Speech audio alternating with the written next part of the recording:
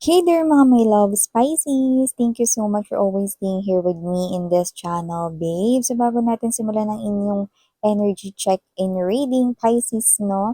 Let me just greet muna ang lahat ng hi and hello there everyone! Hi new subscribers! Ako po si Yan, welcome tuloy. At sa mga returning viewers, thank you po sa inyong walang sawang suporta. So yun nga mga babes, kung hindi niyo pa knows, meron pa po tayong other channel. Ang link po ay nilagay ko sa description box ng reading na ito. Kaya naman kung interesado kayo na tumambay din dyan din, kita-kits din tayo there. So, yun nga sa mga nandoon na, no, thank you so much. Basta guys, no, just take only what resonates. So, wala po tayo ditong gender, bahay, lalaki, LGBT, lahat po kayo welcome. Cross-watchers ni Pisces, welcome din. May Piscean na energy sa kanilang natal or birth chart, I mean placements, no, welcome. Welcome. So, let us see. What do we have here for ya, Pisces? Archangel Michael, thank you so much for being always present here in this reading. This is for my Pisces people. Mga mensahe for Pisces, can you please show me? Mga mensahe for Pisces.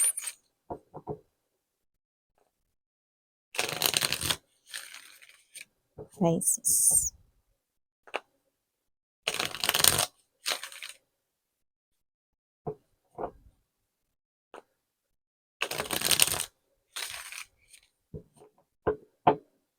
Okay, so let us see what do we have here na mga mensahe para sa iyo, Pisces. So guys, you have here the Four of Swords energy, the King of Wands, Wheel of Fortune, Seven of Wands. Present din po dito ang Temperance energy, Strength card. Oh, you've got three major arcanas right here. Bottom of the deck, we have the Ten of Swords, Justice. Oh, you've got four na, no? And the Page of Wands energy.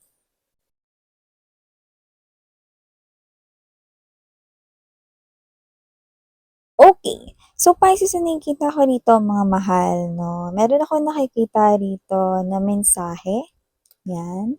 Coming here from someone na nagsinungaling sa'yo. Sa lahat ng tao na nakapagsinungaling sa'yo, etong tao na to, yung talagang umiyak ka, no? Like, nasaktan ka nung nagsinungaling or nalaman mo nagsinungaling siya sa'yo, no? Hugging, okay? Dahil kasi yon sa posibleng nagbuhos ka ng too much emotions and feelings para sa kanya, no? So, that could be anyone na pwedeng pinagkatiwalaan mo, no? But it ended up that this person here broke your trust. Kung ano man yung kasinungalingan na ginawa, sinabi, or nangyari noon, no, sa pagitan ninyong dalawa, this person right here, kung sino yung mismo nagsinungaling na yon, nakakatanggap or makakatanggap ka ng mensahe galing mismo sa kanya. Itong tao na to ay hihingi ng forgiveness mo, Pisces. Yan, no? At kung wala tayong time period, no? Pero may nakita tayo ditong time period, okay? So, yung iba sa inyo, posibleng tawagin niya kayo rito, no? Yung matutulog na kayo. Yung literal na as in, binaba nyo na yung cellphone ninyo, no? At pipikit na kayo, no? To sleep or go to sleep, diba? So, nakita ka dito na kung sino man tong energy na to, okay? Nandoon ka sa mode kung saan payapa yung mind mo. So, madadigest or ma-absorb mo ang lahat ng sasabihin niya sa'yo peacefully. Yan. So, nakita ko rito na maaring one, okay, pwedeng makapagbigay rin kayo ng forgiveness sa kanya rito. Or two, pwedeng hindi kayo makasagot, no? Or parang kung meron man kayong maire-reply, no? Parang kayo ito na short lang yon, okay? Pero naintindihan mo at naramdaman mo yung gusto niyang iparating sa'yo. So, nasa sa inyo po yan, no? Pero basta nakikita ko kayo rito na walang away, walang gulo, magiging payapa yung magiging result or outcome ng pag-uusap ninyo. Siya mismo yung tatawag sa'yo. No? And for some reason, others, it could be unknown number, like hindi nakasave sa phone mo. Okay? This is a different number now. Okay? So, kung sino man yan, nagpalit na yan ng number. Yan. Okay? So, okay, maliban dyan, Pisces, nakita rin tayo rito ng energy na posibleng meron kayo rito na relaxation time na gawin. So, pwedeng yung iba magbabakasyon or uuwi, no, sa kanilang hometown or province this holiday season. Possible rin na yung iba ay bumisita sa ibang bansa or baka doon na magpasko at salubungin ang New Year. Yan, no? Yung iba pwedeng may kamag-anak kayo doon, yung iba naman pwedeng wala. Okay? Parang may energy kasi rito na kung wala man kayong kamag-anak doon sa pupuntahan ninyo, may energy rito na maaring pinag-ipunan niyo yung travel na yon kung yun man ay ibang bansa. Yan, no? Yung iba naman, nakikita ko dito, no, locally, okay? Nakikita ko dito na domestic ang inyong pagbiyahe, no? Pero maaring meron kayo ditong pasyal na gagawin sa holiday season. Yan, no? Marami-rami pa yung hindi pa rito nangyayari ito, no? Nakasense tayo dito ng excitement. Kaya naman, nakikita ko kayo rito, no, na hindi muna kayo mag-iisip ng work, work, work, work, kundi ito muna, no? It's just you yourself, no, and your family, loved ones, or friends, no? Or kung may special person kayo in your life, then, yun na muna yung iisipin mo. Wala mo niyang trabaho-trabaho niyan. Yan, no? Tama mga babes, so enjoy your time, diba? Okay, so maliban dyan, Pisces, nakita rin tayo rito ng energy. Yan, no? Eto, may energy rito na posibleng siya ay hindi pa dumadating sa buhay ninyo. Pero, binibigyan na kayo rito ng advice ni universe, no, na pag dumating ito, okay, huwag kang masyadong magpadala sa kanya. So, spot the red flag right here, sweetheart, because this person here is not someone you think he or she is. Yan. So, this is someone here who appears to be as someone stranger. So, maaring itong person na to ay wala pa sa buhay ninyo, Pisces. Pero pag dumating siya rito, no, okay, matuto kayo mag-spot ng difference. Spot the red flag, honey. Okay? This person here might appear sweet, pero hindi pala lang siya sweet sa'yo. Diba? This person right here might be saying he or she likes you, pero sinabi niya rin pala yun sa iba. Aba? Yeah, it could be that kind of thing. But others of them, it might not be a player na babaero at lalakero, ah. Pero kung sino man ito, nunuknukan ng kasinungalingan. Yan, no? At ingat, dahil kayo ay baka mautangan. Yan, no? May ganong energy. Alam mo, malaki yung chance na itong tao na to, makikilala mo pa lang sa 2025. Yan, no? And for some reason, wala naman tayong time period, pero maaari siya ritong sumulpot sa buhay mo out of the blue, February 2025. Pisces. Yan, no? Talaga naman, no? Sumbay pa siya sa love month, no? Pero itong tao na to, no, hindi niya alam yung love. Mhm. This person here, no, is not serious about love or having that deep connection. Kaya naman, beware. Ano? So, maliban dyan, Pisces, nakita rin ako rito ng blessings naman tayo, sweetheart, with the wheel card, wheel of fortune card energy and the wheel. Ano? So, nakita ko dito mga babes, no, na yung blessing ng iba rito, lalo na kung single ka, is nakikita ko rito, no, na 2024, no, is all about yourself. Okay, taking care of yourself, no, discovering self-love, and 2025 here for you guys, no, there's a blessing of love. Someone new will come into your life and that is very strong. He or she is your twin flame connection. So, nakikita ko rito na kung sino yung matatagpuan mo. Yes, ikaw mismo, no, ang unang makakatagpo sa kanya. Okay? So, nakikita ko rito, no, na yung tao na yun ay ang iyong twin flame. At lumalabas rito mga babes, no, na kung sino man siya, possible na sa umpisa ay mag-away kayong dalawa, no, or kayo ito na laging magka-clash sa umpisa. Pero nakikita ko dito, no, na yan yung the one for you. Yan. So, nakikita ko dito, no, na magkakaroon kayo ng cute na connection with this person right here. No? Para kayong away bati, no? Pero, ganun-ganun lang, no? So, nakita ko dito, no, na kung sino man siya, magiging masaya ka sa piling ng taong yun, no? And for some reason, tapos na yung clouds dito. Parang matagal na kasi kayo rito, no? May pinakita kasi sa akin ditong past life images, no, kung saan, no, may flashback na pinakita sa aking vision right now, Pisces, no, na posibleng matagal na kayong chine-chase ninyo yung soul ng isa't isa pero hindi nagtatama ang inyo rito, no, na time period kung saan kayo rito nabubuhay, no. Kunyari, example, nung time, yung past life mo nitong huli, possible na hindi mo siya rin naka-encounter, hindi kayo nagkikita, no? Hindi kayo rito nagtatagpo, no? And in this lifetime, okay, nakita ko rito na magtatagpo na kayong dalawa. Yeah. See, parang nag-struggle ng matagal yung souls ninyo, no, to be with each other.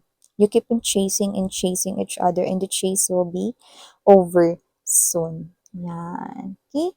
So, maliban dyan, no, sa love life na yan, no, may blessing din tayo ditong nakikita, no, at posibleng ito ay blessing na may kinalaman sa iyong confidence. Yan, no. So, nakita ko rito mga babes na maaaring kung mahiyain kayo, no, mag-i-improve po yan. Yan ang nakikita ko dito, no. Kasi mukhang meron kayo ritong mga situations kung saan makakasalamuha kayo ng maraming tao.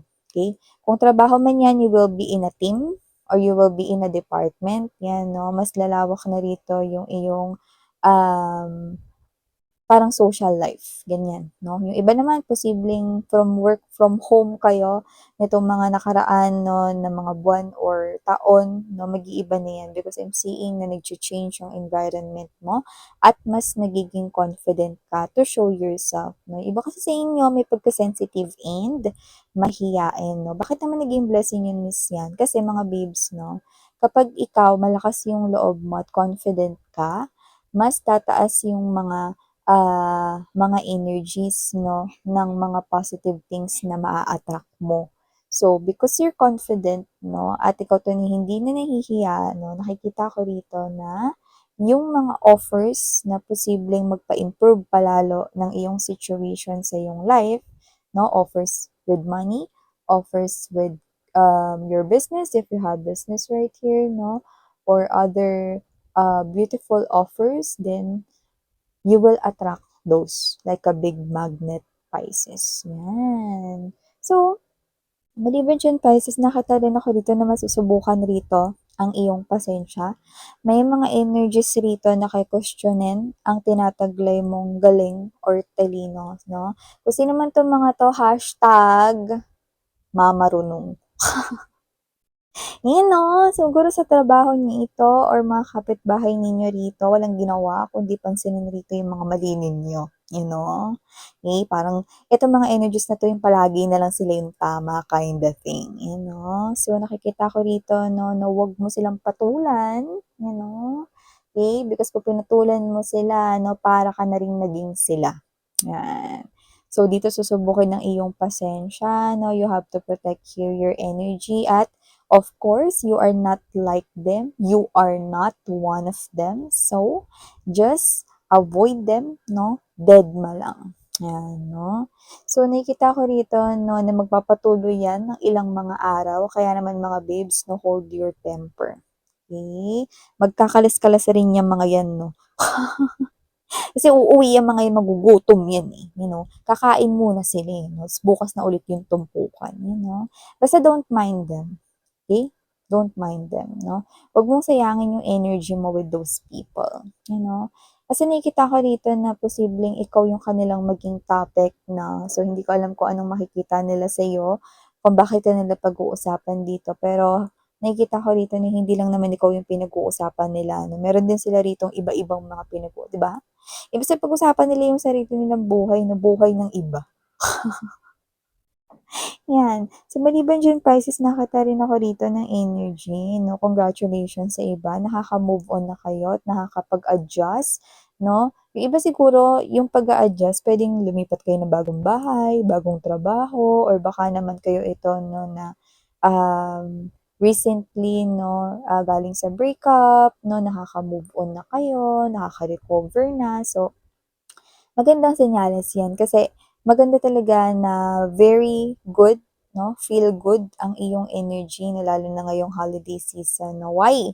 Because ngayong holiday season 'no, dapat mong i-maintain yung happy vibe and positive energy 'no, para pagpasok ng 2025 is talagang para mong sinasalubong with open arms yung mga good energies or good karma na papunta sa direksyon mo. Yan, last but not the least message, meron pala ditong gustong makipag-usap sa iyo, 'no, pero sa nakikita ko rito 'no, yeah, it might be phone call, tawag. Hindi ka niya rito kayang kausapin in person, Pero hindi ito yung kaninang pinag-uusapan natin na hihingi ng tawad sa iyo 'no. Pero ang pag-uusapan ninyo nitong, itong mensahe na 'to na nasasabihin niya sa iyo 'no, ay posibleng pumintig yung kilay mo rito. Ano, parang hindi mo alam kung maibababa mo ba kasi mukhang tataas yung kilay mo, no? Parang nanginginig-nginig yung kilay mo dito 'no, hindi dahil sa takot 'no, kundi dahil baka mabwisit ka. Yung nakikita ko rito 'no. Yung tawag, eh, posibleng manggaling rito 'no, sa taong ka-close mo. Pero bakit nga ba parang bibisit ka 'no, at bakit nga ba parang yung energy mo rito ay baka ikaw ay magalit 'no? Kasi lumalabas dito mga babes 'no, na posibleng merong nagawa yung tao na yun na bagay na hindi mo gusto, 'yan 'no. Pero hindi ko nakikita na ano ha, na what's this, hindi ko nakikita na siya ay palalayasin mo sa buhay mo or whatever 'no, basta parang may nagawa siya rito na alam mo yung energy, kunyari pamangkin mo 'to 'no, "Tito puwede ka bang pumunta sa school namin kasi tawag kasi ng ano, guidance counselor." Parang gano'n 'no, gano'ng klase. Pero yung iba, iba-iba kayo ng sitwasyon, eh, parang ikaw ito 'no, na parang puwedeng pamilya mo 'yun, kamag-anak mo 'yun 'no, or puwedeng malapit sa'yo na kaibigan 'no, na maaaring may sitwasyon na sabihin at ayaw mo nung ginawa niya, pero gusto niya ritong humingi ng tulong na parang humingi ng solusyon from you or solusyonan mo 'yun or tulungan mo siya, 'yan, oo. So, nakita kong tutulungan mo siya rito pero mabibisit ka muna. So, maaaring maging si father ka ng bahagya na maaaring saniban ka rito ng isang pari at sermonan mo siya, 'yan 'no. So yun mga babes 'no, thank you so much Pisces for your time here and again I'm Yan, sarang Heyo, love and light. Yan.